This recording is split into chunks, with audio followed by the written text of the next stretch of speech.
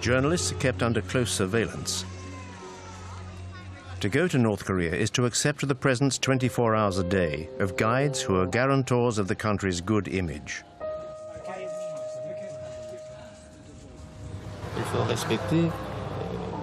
The law must be respected. We do not allow French journalists to go out alone. Our country, North Korea, does not like the French. Why? Because they took part in anti-North Korean operations. There never were any French operations against North Korea. But in Pyongyang's eyes, every foreigner is a potential enemy who has to be closely watched. It's the sworn duty of each guide to chaperone the visitor and regurgitate the regime's propaganda. Even these official North Korean guides may not be filmed. During our stay, we will be confined to our Pyongyang hotel, with absolutely no chance of being allowed to go out into the city unaccompanied. So, Mr. Han, what are we going to do? What now? Going for a stroll. Where? Here. In the hotel? Yes, in the hotel. Maybe we could go into town. No.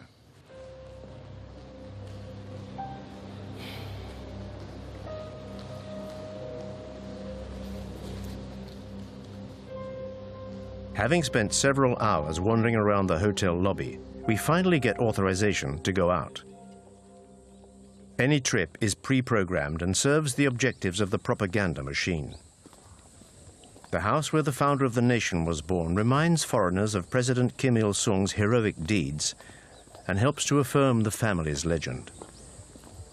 When she was 14 years old, the president left his native home, Mangyongdae, firmly determined not to return before Korea became independent. Since then, the president led the 20-year-long arduous anti-Japanese armed struggle to a shining victory and finally liberated our country. So our country... Hundreds of North Korean soldiers are taking part in a mandatory pilgrimage to honor the eternal president's memory. From the grandfather, Kim Il-sung, to the present incumbent, his grandson, Kim Jong-un, the leaders are as one in official pronouncements. Well, we now have the respected Comrade Kim Jong-un as our supreme commander.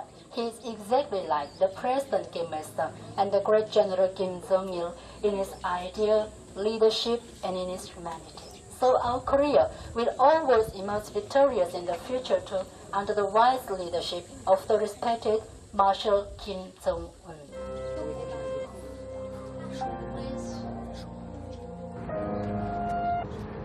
We've been given authorization to visit Pyongyang to film the capital's latest infrastructures.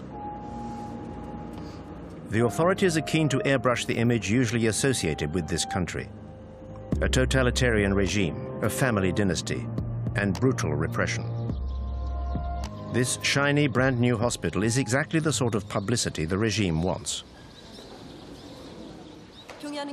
On the 3rd of November last year, Marshal Kim Jong-un visited our hospital. He was very happy. He said he felt like he was walking into a palace. Look at that chandelier up there. That is our emblem. It represents a woman's bust. This is the room which our glorious leader, Kim Jong-un, visited on the 3rd of November. Come in.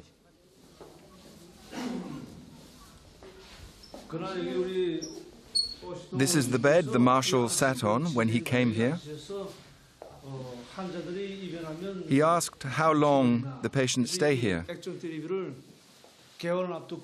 And Marshal Kim Jong-un sent us this 42-inch television the day after his visit. So you sleep here, is that right? You're a patient here? Yes. Do you speak French? A little. What a stroke of luck. The first patient we meet and she speaks French.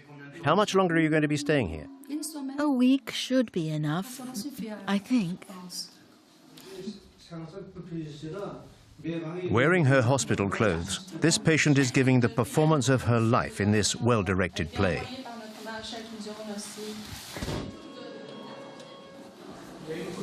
Is that a power cut? But reality soon kicks in again. Do you often have power cuts? No, very rarely.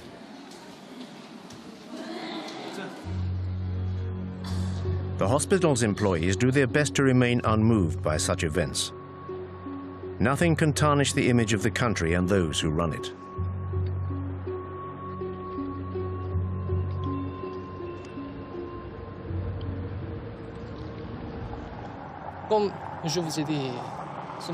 As I said to you this morning, our country is at loggerheads with the USA, Japan, and South Korea. So we need a strong military, many soldiers to defend the fatherland. There is always tension in the Korean peninsula.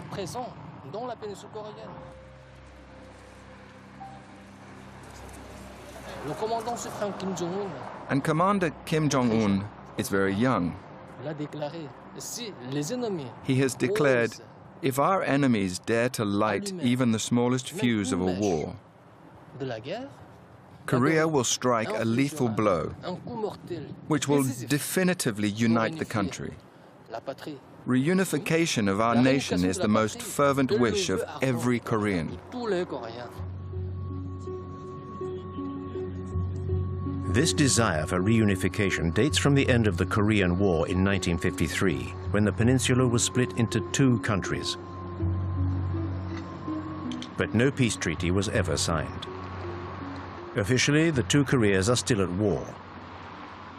North Korea was subsequently run by Kim Il-sung until 1994, and then by his son, General Kim Jong-il, who died on the 17th of December, 2011.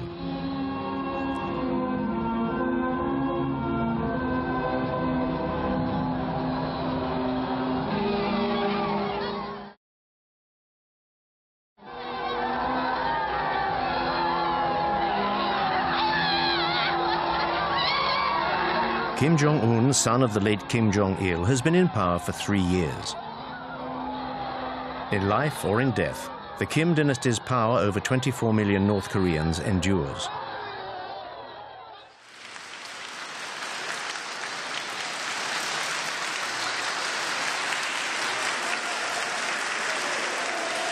The Kim family is the first communist dynasty in history.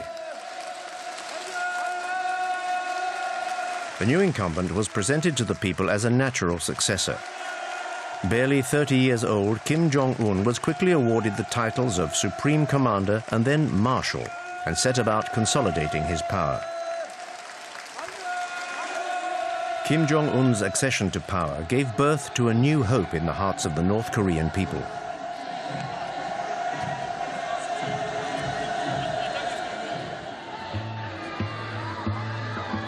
More of a modernist than his father, he built theme parks and was accompanied at public appearances by his wife.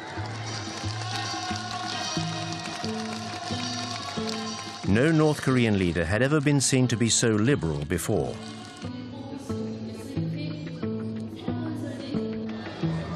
Kim Jong-un cultivated his image right down to his posture, which was designed to be reminiscent of his grandfather's.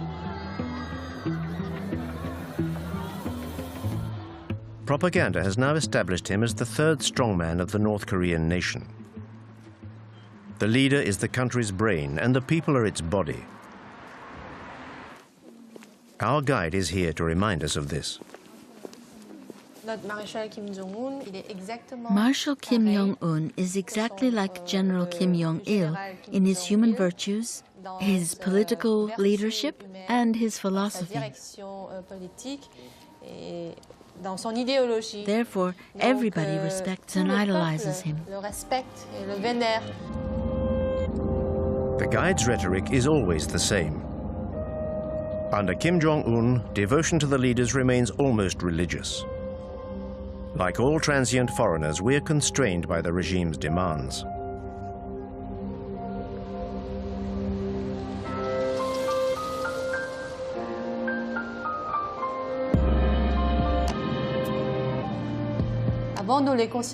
Before, we thought of them as leaders or heads of state. Now, we think of them as our family's fathers, be it children or old people, be it men or women.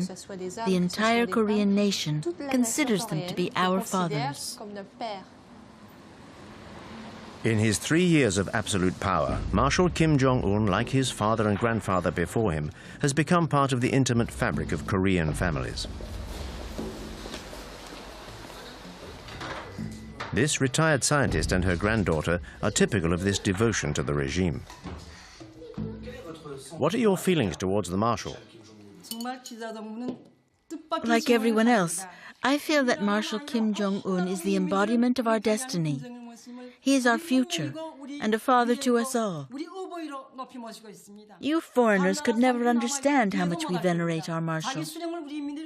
The whole Korean population places its future and destiny in his hands.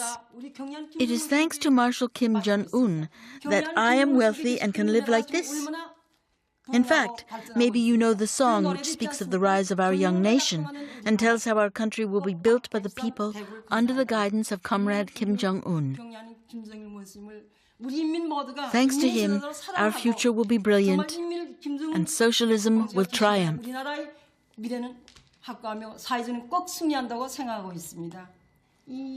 How about a song?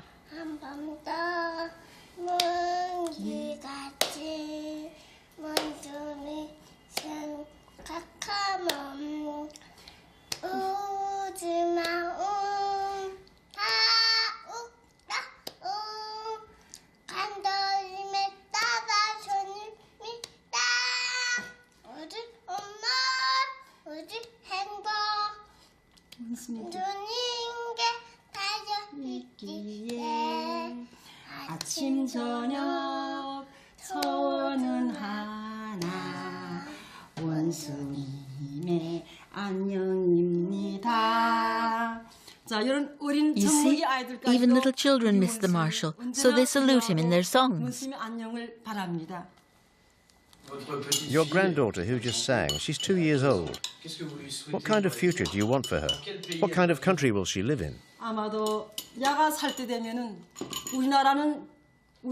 I feel sure that she will live in a strong and prosperous country that will incarnate the might of Mount Baekdu. That she will live in a world where she will have no cause to envy others.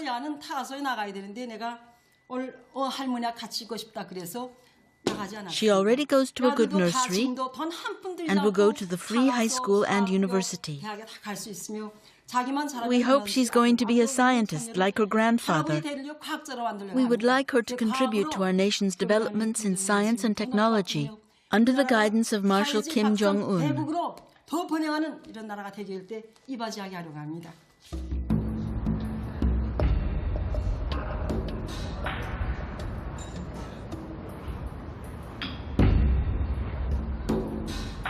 Under Kim Jong-un, the nation's future elite is being coached in Pyongyang's model schools. Here, the children of families close to the nucleus of power will one day become musical virtuosi. We teach the children piano, but out of 30 pupils, only a few will be selected for the National Academy of Music. Some will become pianists, and others will just become composers or singers.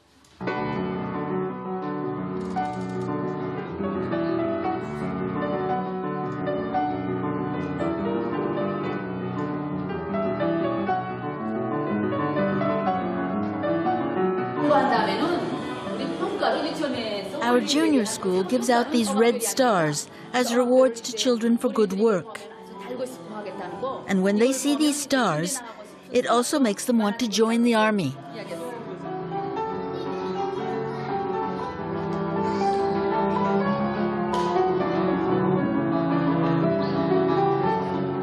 In this way, youth is molded to the regime's ideology from an early age and plays a vital role in its propaganda. The children have to be adorable.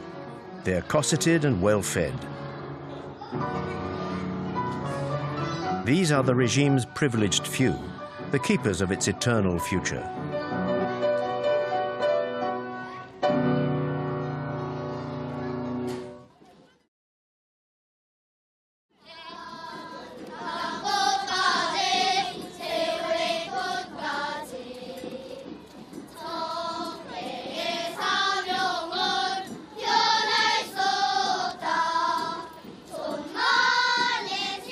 From infant school through to university, devotion to the leader seems unfailing.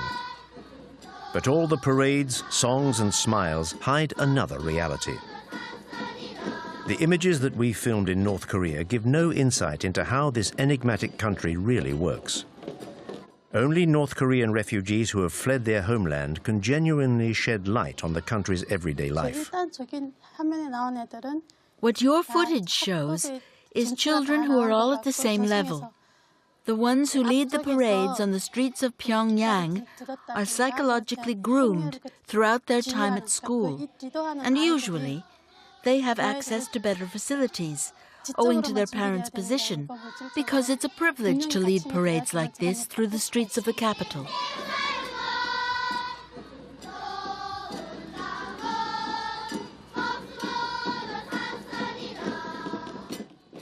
The difference between the kids from Pyongyang and the kids from the countryside is their size. The children from the capital are much bigger than the country kids of the same age. This is due to lack of protein in their diet.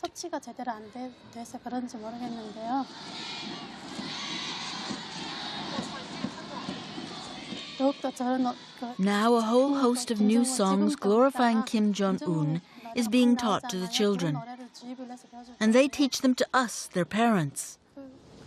If children sing any song that is in any way critical of North Korean socialism, they're censured in front of their classmates.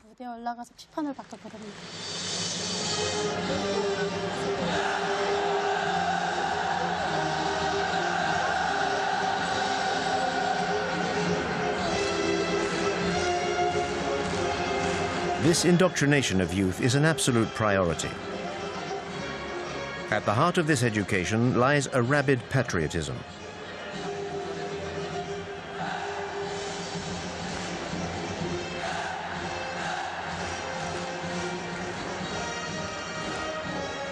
These children are the future of North Korea and have to be ready to defend their nation. These mass spectacles are designed for the North Korean nation to promote its sense of power.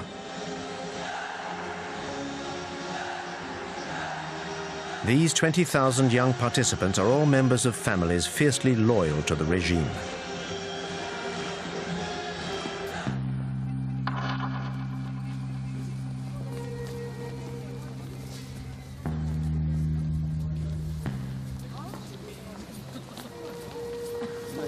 These Pyongyang citizens are an essential part of the regime's rhetoric, at its very core. Students, teachers, and high-ranking military officers whose loyalty is beyond question. These men and women from the capital's elite are the only people allowed to meet foreigners.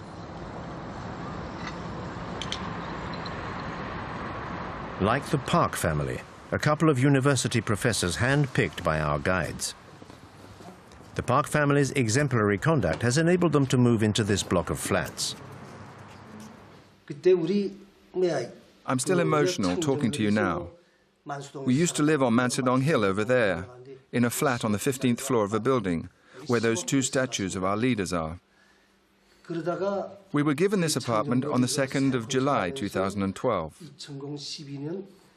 Marshal Kim Jong-un came to visit us on the 4th of September 2012. He looked at every room, even the bathroom. He turned on the tap and the water ran freely, so he was very pleased. I couldn't believe how lucky I was to be able to live in a flat like this. When our Marshal Kim Jong-un visited us, I even asked him, "Dear leader, why is it that a family like ours is allowed to live in such a luxurious apartment?" The Marshal said, "In our society, teachers and their families are the people who are entitled to the greatest respect. If people like you can't benefit from living in a place like this, then who can? You deserve to live here." That's what the Marshal told me. A model flat for a model family. Happiness, North Korean style, is, like everything else, stage managed. In order to ensure their loyalty and to disguise the iron rod hanging over the population, Kim Jong-un has transformed Pyongyang into a shop window for the regime's privileged few. Our Marshal Kim Jong-un is trying to ensure that all our people can enjoy a happy life. He wants the people to be able to live in a civilized country, a civilized and socialist country. It is his will and his intention that the people may one day enjoy a very modern lifestyle. This shows that we're trying to develop not just the leisure industry, but also sport, healthcare, and culture. We're trying to live in a more civilized world, basically. The despot Kim Jong-un has decreed the North Koreans should have fun. The country has supposedly entered a new era with fun for everyone. At least, that's the image that the authorities want to display to foreign visitors. On the outskirts of Pyongyang, this equestrian center is Marshal Kim Jong-un's latest creation. This equestrian center is for the benefit of everybody: workers, employees, old people, and even small children. Nothing is left to chance. There's no room for improvisation. I'm on my way. They want to see the merry-go-round. Get everything ready quickly and let the others know. We're on our way.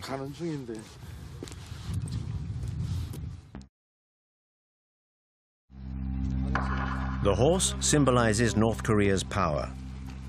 If you believe what the North Koreans say, the Kim family comes from a long line of horsemen. The legend surrounding the supreme leader continues.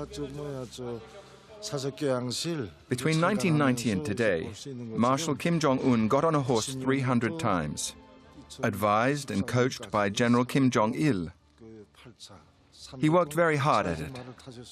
In order to become a great horseman, he studied and read many books which enabled him to master every aspect of horse riding. That's why he's such an expert now. The myth surrounding Kim Jong-un borders on the grotesque. Indoctrination seeps into every aspect of life.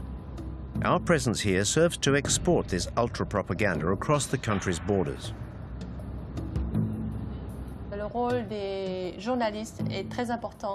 The role journalists play is very important.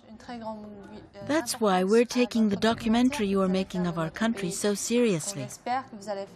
We hope that you will take what we have told you and turn it into a fair and objective documentary. Part of the schedule for the day is a visit to Marshal Kim's latest folly, a ski resort 200 kilometers from Pyongyang.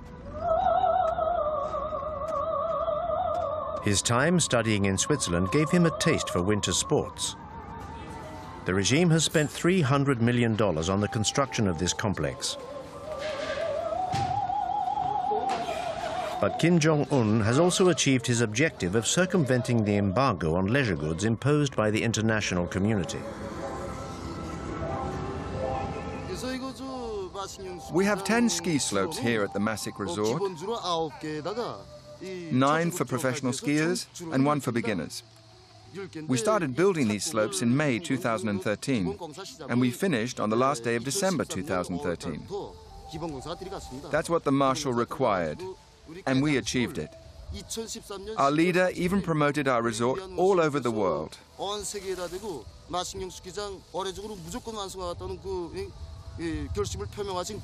Skiing is part of our country's culture. And so Kim Jong-un wanted this resort built to develop our civilization.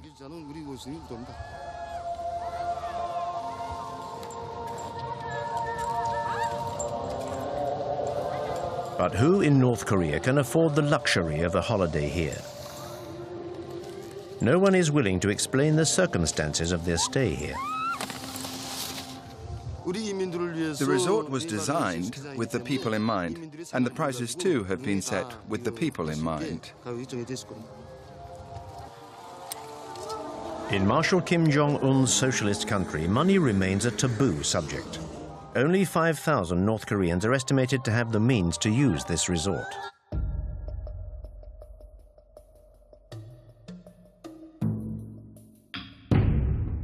In the opinion of this North Korean refugee, these new facilities are unacceptable.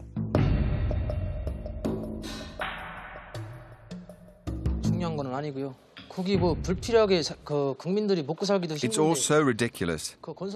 People are starving to death, and these facilities are only for rich people from Pyongyang and no good to anyone else. The reality is that people in North Korea are suffering.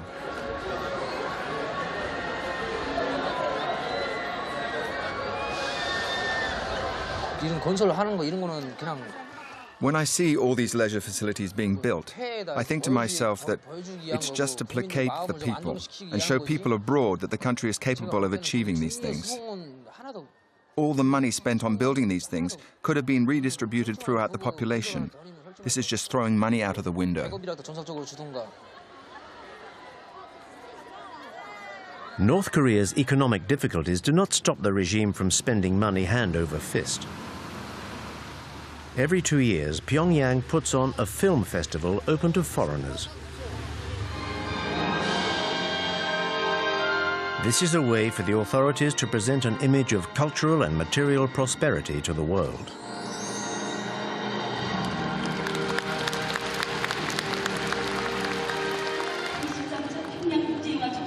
We declare the 13th Pyongyang International Film Festival open. The films and cartoons shown all follow the party line, of course. This amenability towards the world outside North Korea is limited, and tributes to the leader are never far away. This event is all the more important because it only takes place thanks to the interest and the love that Marshal Kim Jong-un has for the cinema. You're about to watch films which are completely innovative in both form and content. North Korean cinema has a central role in the propaganda machine. It educates even before it entertains.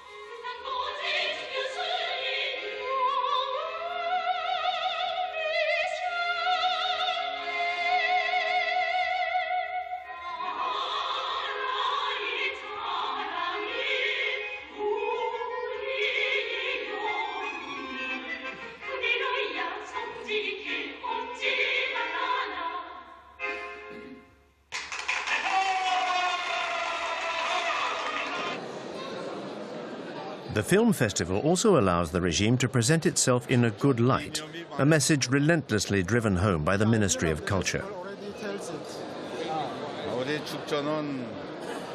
We want independence, friendship, and peace between peoples. All over the world? Yes, all over the world. A select group of dignitaries and a few foreigners are being treated to a soirée orchestrated by the great and good of the regime.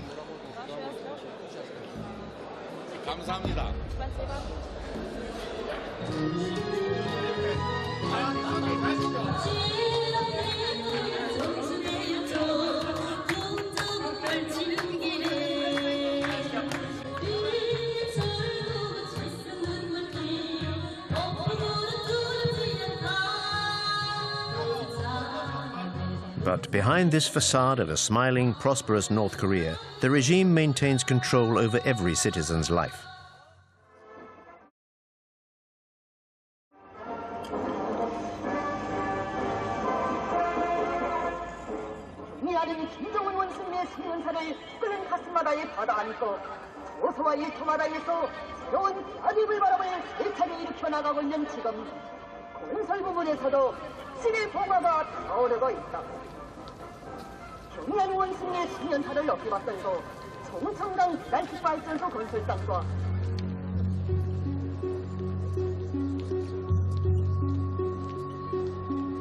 In this country of supreme leaders, even the smallest event is an opportunity to pay tribute to the leadership. Under North Korea's totalitarian system, there is no other choice.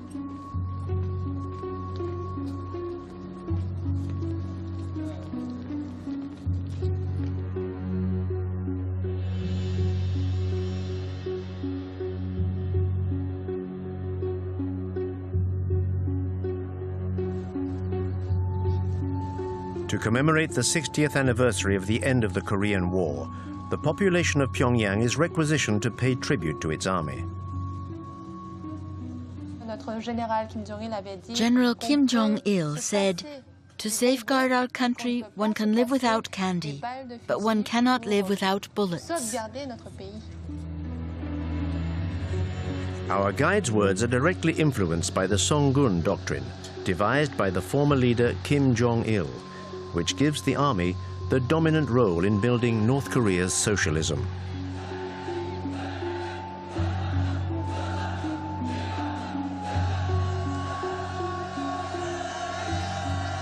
Like his father, Kim Jong-un perpetuates the tradition of large public parades.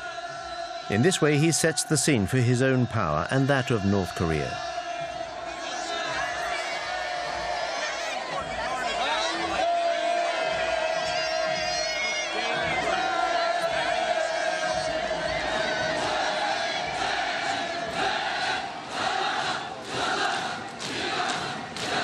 The army is the keystone of the regime, with 1 million North Koreans enlisted and 1/3 of the population reservists.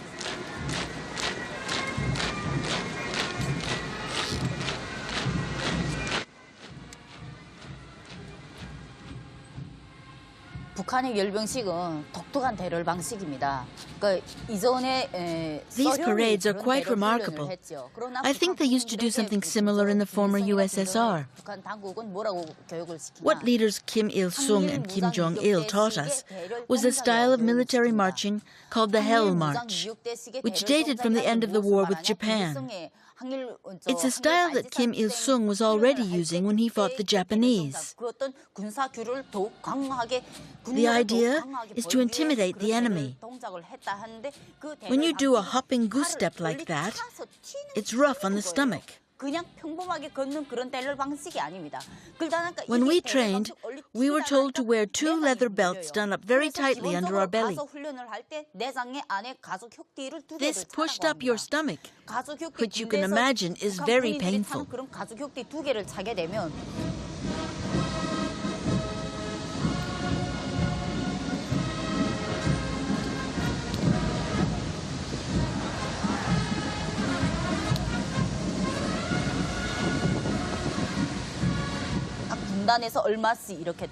I took part in training for these parades while I was a student at military college. But a few days before the parade, I contracted paralysis in my legs because of the hopping. So I was unable to take part and had to go back to college. The training is extremely hard. It felt like being a prisoner in a labor camp. And in North Korea, not to be able to take part in the parades is very shameful.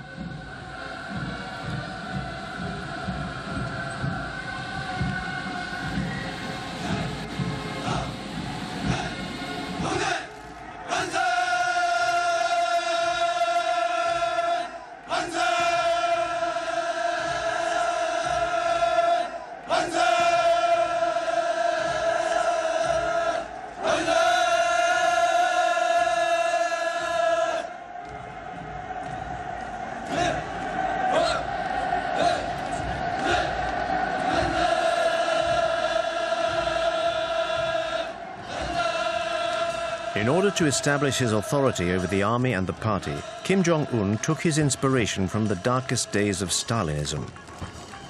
In December 2013, the young dictator began a violent purge of the state's apparatus. Any officials who could have got in his way were brutally eliminated, beginning with his own uncle, Jan Song-taek, who was very influential at the heart of the regime.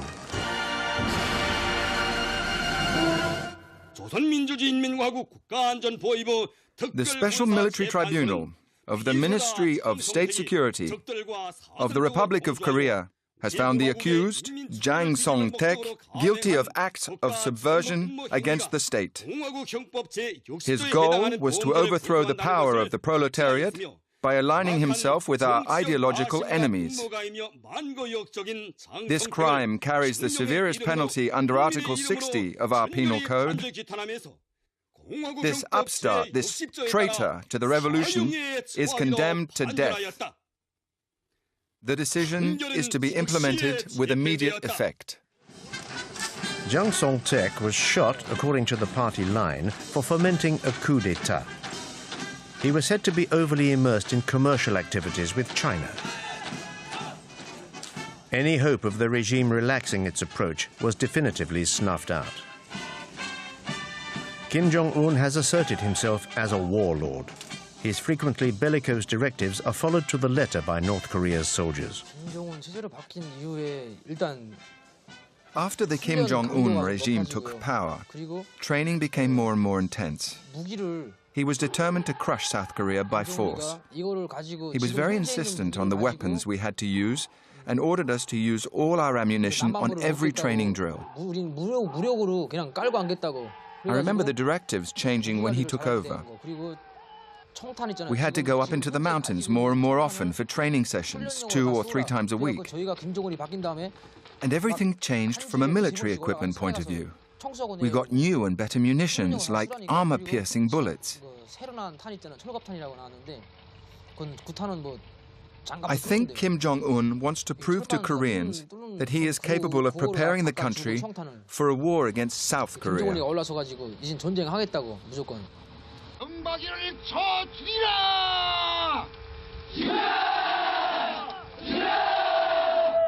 Marshal Kim Jong-un regularly challenges his southern neighbor and enemy.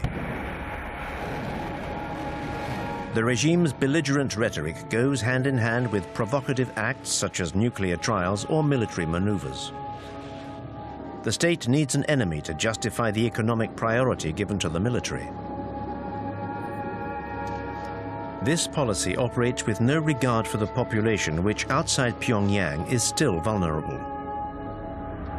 Between 1994 and 1998, the country suffered its worst ever famine, which caused the deaths of hundreds of thousands of people.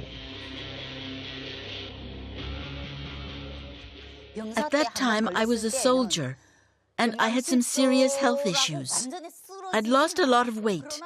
I remember that opposite my barracks, there was a woman who used to deliver food to the Labour Party cells.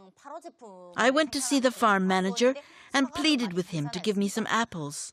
I said, "Give me an apple before I starve to death." So he said, "You can eat what you like when you're here, but you can't take anything with you. Otherwise, all the other soldiers will end up coming here and your superiors will confiscate your food." I lived on an apple in the morning and an apple in the evening for several months. Nowadays, there are no great famines, but lack of food is still the main thorn in the regime's side. A third of the country's population suffers from malnutrition and is dependent on a public food distribution system.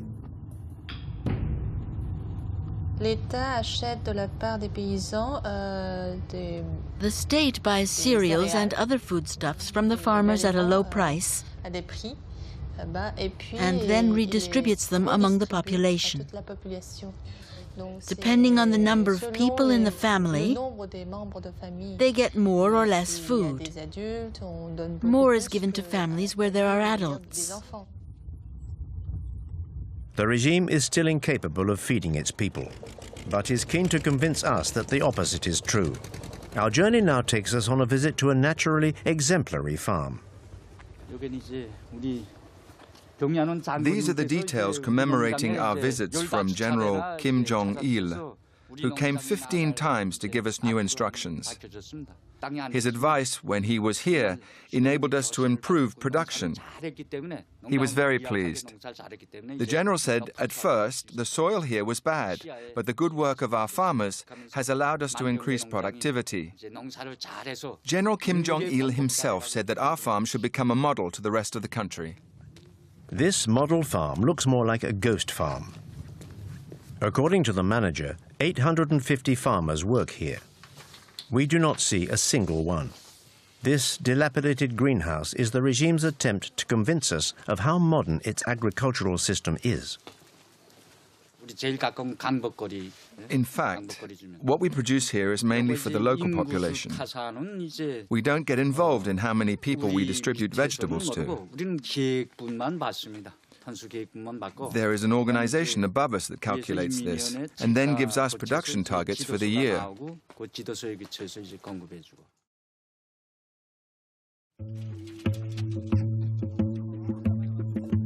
But the targets set by the authorities are unattainable.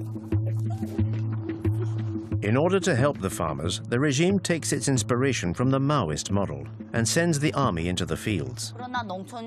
As soon as our training is over, we go into the country to work with the farmers. We usually help with pricking out rice or planting corn.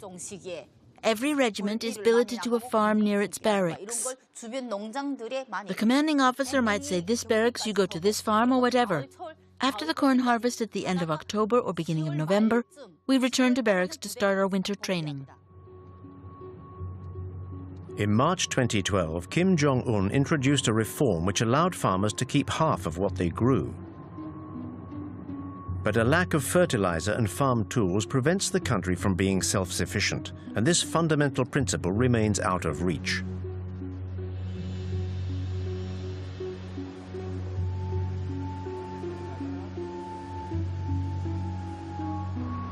The regime seems to continue supporting a systematic economic path.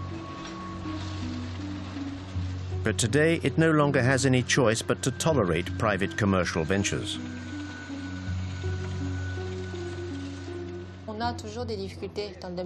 We still struggle economically. There are still obstacles to overcome, but under our marshal's leadership, everyone can enjoy a stable lifestyle.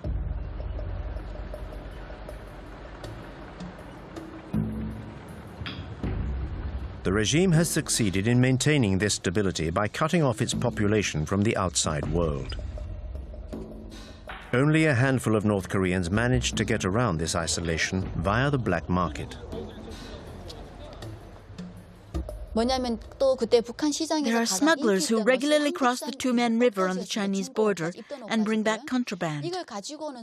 I went into business with a bunch of friends, and I remember everyone copying and burning South Korean DVDs brought in from China, and then selling them in the markets.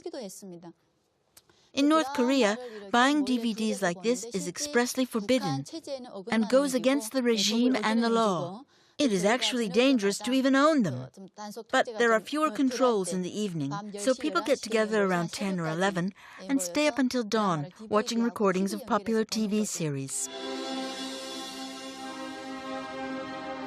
I remember a very popular South Korean series which showed a casino in a capitalist country. You saw money changing hands, which we'd never seen before.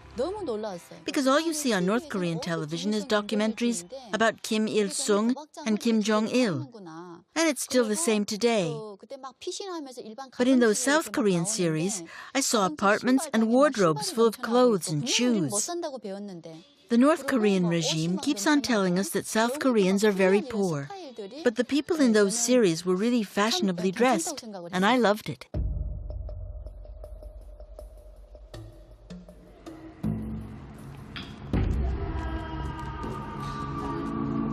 According to these refugees, this new merchant elite could be the catalyst for change within the country. This may explain why control over the population has increased since Kim Jong-un's accession to power. North Koreans have absolutely no chance of leaving the country legitimately. So despite the risk, many try clandestinely to cross the border into China. The first time I fled North Korea, I met a middleman when I arrived in China and was sold to a Chinese farmer. When you're on Chinese soil, you're considered an illegal immigrant and not a refugee. I ended up getting caught, and the Chinese authorities sent me back to North Korea. I was sent to a labor camp for a year. I was beaten for 3 days. The first few days are meant to frighten you and make you confess your crimes. Once you've confessed, you're sent to a labor camp or to prison.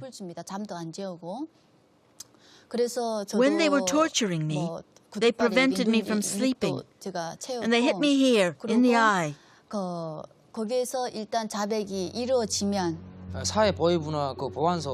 When I was a border guard on the Two-Man River, it was my job to catch fugitives. We were posted along the Chinese border in groups of 3. When we caught a fugitive, we took them to our guard post, where we recorded the time and date at which we'd captured them. Then the fugitive was interrogated by our boss and transferred to the Department of Security. If the prisoner was starving, we could be lenient. Otherwise, they were sent straight to prison or the labor camp. All I did was hand them over to my superiors. We were rewarded for each fugitive we caught.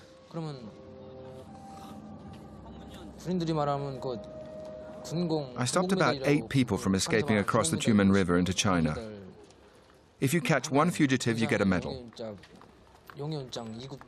If you catch 5 in the same year, the Labour Party awards you prizes and even holidays so that you can go home and see your family.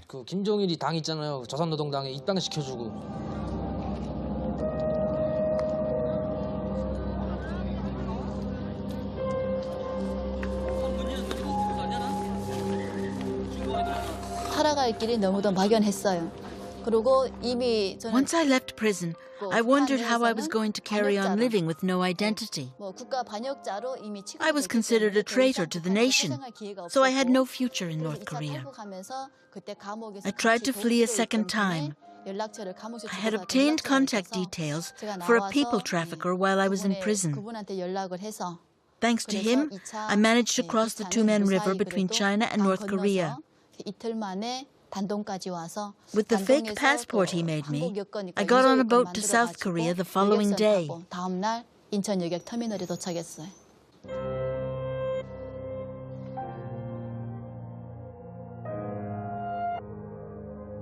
The ruthlessness of the regime and the disastrous economic situation have forced over 200,000 North Koreans to flee their country. 25,000 have made it to South Korea. Despite some early hope, Kim Jong-un's accession to power has not changed the nature of the regime. Never before has the contrast between the reality of this country and the image it tries to portray been so glaringly obvious.